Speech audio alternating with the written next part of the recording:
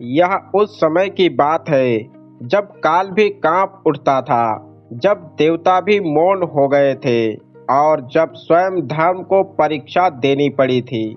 यह कथा है शक्ति और भक्ति के टकराव की। यह कथा है महाकाली और हनुमान के आमने सामने आने की। लोग कहते हैं हनुमान जी अजय हैं और यह भी कहते हैं कि महाकाली स्वयं महाशक्ति है। तो प्रश्न यह नहीं था कि इन दोनों लोगों में कौन जीतेगा। प्रश्न यह था कि यह युद्ध ही क्यों हुआ। त्रेता युग नहीं, द्वापर युग नहीं, यह समय था एक अज्ञात कालखंड का, जहां राक्षसों ने तपस्या से वरदान तो पा लिए थे पर मर्यादा खो चुके थे। पृथ्वी पर चीखें थी, आकाश में धुआं था और देवता भी असहाय हो गए थे। तब ब्रह्मा जी ने कहा, अब केवल वही शक्ति है जो इसे रोक सकती है, जो स्वयं काल को भी काल बना दे। फिर सभी देवताओं ने मिलकर महाकाली को याद किया और उनसे विनती की, जिसके बाद यही वह समय था जब पहली बार महाकाली ने नेत्र खोले तो दिशाएं जल उठी। उनकी जटाओं से निकलती अग्नि सृष्टि को भस्म करने को तत्पर थी। उनकी आंखों में करुणा नहीं, केवल न्याय था। महाकाली गर्जना करती हुई बोली, जहां अधर्म बढ़ेगा वहां मैं स्वयं उपस्थित हो जाऊंगी। फिर उसके बाद राक्षसों का संहार प्रारंभ हुआ। रक्त से धरती लाल हो गई और सभी राक्षसों का अंत हो गया। लेकिन उसके बाद समस्या यह हो गई कि महाकाली का क्रोध थम नहीं रहा था। उसी समय किष्किंधा में हनुमान जी राम नाम के ध्यान में लीन थे। अचानक उनकी छाती कांप उठी। हनुमान जी सोचने लगे कि यह कैसी ऊर्जा है, यह तो सृष्टि को ही लील जाएगी। राम की आज्ञा नहीं थी, लेकिन धर्म की पुकार थी, और जहाँ धर्म पुकारता है वहाँ हनुमान जी अवश्य पहुँचते हैं। जब हनुमान जी महाकाली के मार्ग में खड़े हुए तो पहली बार किसी ने महाकाली को रोका था। महाकाली क्रोधित हो बोली, वानर मेरे मार्ग से हट जाओ। हनुमान जी हाथ जोड़कर विनम्रता से बोले, माता यदि यह संहार धर्म के लिए है तो मैं आपके चरणों में हूँ, पर यदि यह क्रोध बन गया है तो हनुमान इसे नहीं होने देगा। जब हनुमान जी ने माता महाकाली के मार्ग को रोका तो कुछ क्षणों के लिए समय थम गया।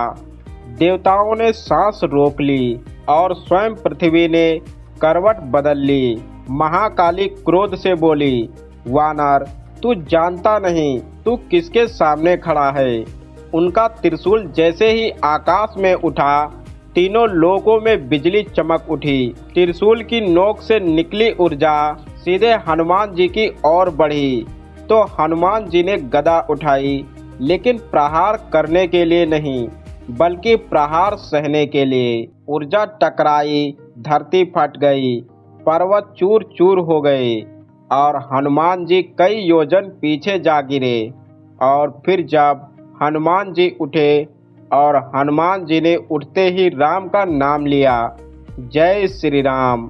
वे उठे, उनके शरीर पर चोटें थी लेकिन आंखों में भय नहीं था। हनुमान जी शांत स्वर में बोले, माता आपकी शक्ति अनंत है, लेकिन क्या यह संहार अब भी धर्म है। यह सुनते ही महाकाली की आंखें और लाल हो गईं। उनके चरण धरती पर पड़े तो भूकंप आ गया। उनकी जटाएं खुली और तांडव प्रारंभ हो गया। जहां उनका पैर पड़ता वहां जीवन समाप्त हो जाता।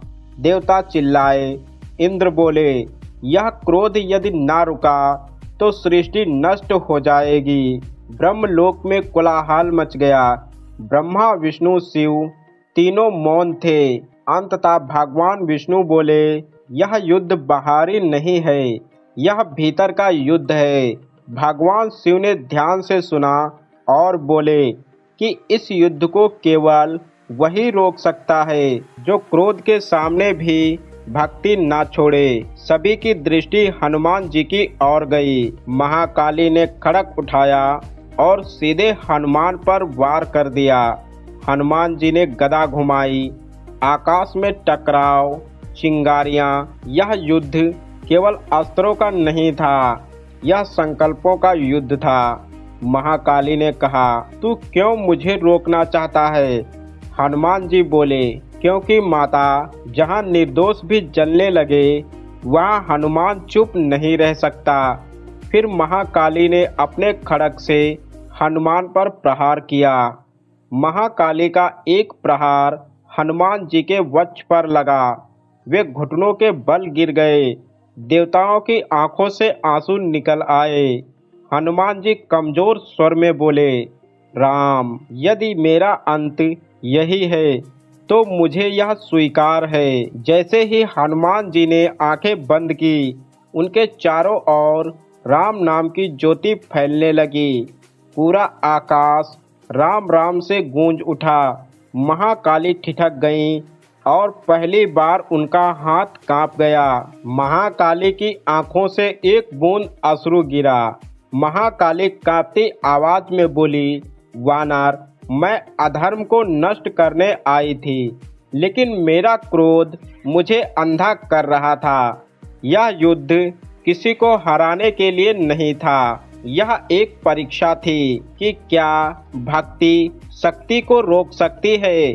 और उत्तर था हाँ। महाकाली ने त्रिशूल नीचे रखा, हनुमान जी के सामने नतमस्तक हुई और महाकाली ने कहा, आज मैंने जाना, शक्ति का मार्ग भक्ति से होकर जाता है। हनुमान जी ने चरण स्पर्श किए और बोले, माता, आप शक्ति हैं और मैं सेवक।